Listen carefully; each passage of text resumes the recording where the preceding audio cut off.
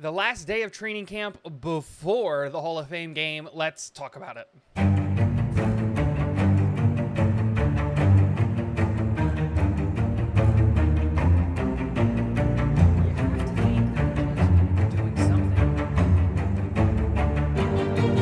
What is going on, guys? Welcome back to Talking Jets with Tigo. My name is Tigo, and today we're going to be going over the last day of training camp before the Hall of Fame game. The New York Jets are traveling to Ohio to play in the Hall of Fame game at Canton tomorrow, and they're only going to be practicing again on Saturday. Lots of news and things coming out of today's practice. Today's practice was a lighter practice. They did not wear pads. They did not run full drills or anything like that.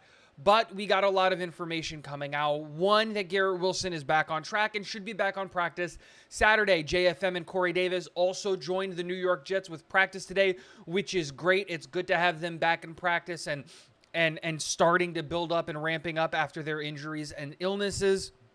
The other thing is all of the undrafted free agents, rookies, and the younger guys really shined today. We're really starting to see this battle for wide receiver 5 and 6 really begin to emerge. We're really starting to see this battle in the defensive back, the linebacker room, and in the cornerback room starting to turn into something.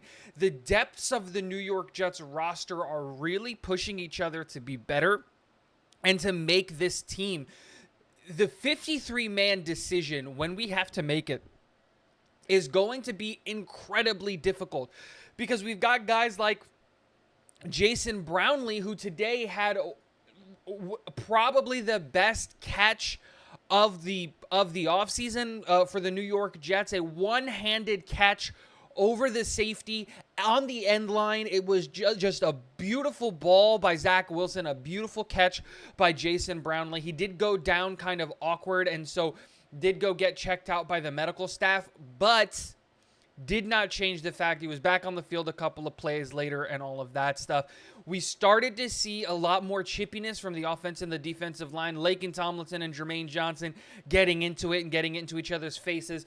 I love to see that. As long as it's just pushing and shoving in words, I have no problem with these teams getting chippy. A chippy defensive line, a chippy offensive line is exactly what we need. It gets into the opposing team's psyche and all of that stuff, and you love to see it. We obviously know that Zach Wilson and Mekhi Becton are going to be starting Thursday's game, so there is something to keep an eye out there. Mekhi Becton is only expected to play anywhere from 20 to 25 snaps. He's still on a snap count, and in his interview today did mention that he was willing to just play football, that he wants to be a starter. He did not indicate a position, said that if the New York Jets wanted him to play right tackle, he absolutely would do that. Now, he did also clarify some things with the offseason, mentioning that he is at 350 pounds, the skinniest he's been since being at Louisville, which is phenomenal. He looks in great shape. You'll love to see that. But also, the other thing that he mentioned is that 2 years ago, he had the wrong knee surgery, which is something interesting.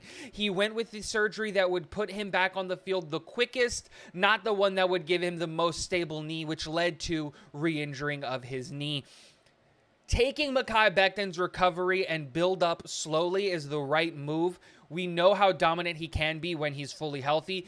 And we know that right now we can't trust him to play a full 17 games. So having him have a ramp-up period is something that's very smart, especially when the projected starters for week 1 both also had injuries last year in Max Mitchell and Dwayne Brown, who hasn't even practiced yet because of his injury, but is coming along slowly. The other thing to keep mentioning is that the defensive backs continue to dominate the offense, and the defensive line continues to dominate the offensive line. The struggles on the offensive line are going to be something that we're going to have to talk about all offseason until we can see it solidify, until we can see Dwayne Brown and Max Mitchell at the tackle position, until we can see Mekhi Becton taking full snaps and full workloads at the tackle position. We don't know what we're going to see from our offensive line, and this is something that I think is going to be very important to watch during the Hall of Fame game, and we'll pivot to those kinds of topics. What should we be paying attention to at the Hall of Fame game? One, we should all be paying attention to how Zach Wilson does, how confident he looks, and how he's commanding the offense from the line of scrimmage. That's one of the things that I know he's been working with Aaron Rodgers every moment he can is how to command the line of scrimmage, how to command the football team, and how to just have total control from huddle, from the snap to the end of the play as a quarterback. So that's something that we're always going to have to keep an eye on. The other thing is obviously going to be the offensive line and how they play. Joe Tippmann is expected to take the starting snaps for the game, which is something good. We're finally going to be able to see our rookie. Will McDonald is also going to be playing on our defense as well. And so seeing these rookies and seeing these young guys play, this is the depth of the roster and the future of the roster. Will McDonald has the highest ceiling of any of the edge rushers on our team, more than likely. I love Jermaine Johnson and I love what he can provide, but when we talk about raw pass rushing skill set, Will McDonald is probably the best pass rusher that we have on this team, just in a pure pass rushing skill set. And if he can develop strength in the other aspects of his game, he can absolutely dominate and take over the league.